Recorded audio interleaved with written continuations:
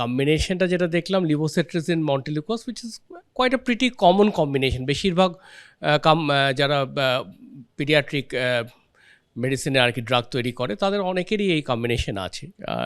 হয়তো এই স্পেসিফিক ব্যাচটার বা ওষুধের কোম্পানির সাথে নিশ্চয়ই কিছু একটা অসুবিধা ফেস করেছেন ওনারা, কোনো একটা অ্যাডাল্টারেশন, কিছু একটা কন্টামিনেশন, কিছু একটা নিশ্চয়ই পেয়েছেন। আমরা ইউজুয়ালি চেষ্টা করি ভালো কোম্পানির প্রোডাক্ট ছাড়া না লিখতে, ডেফিনেটলি।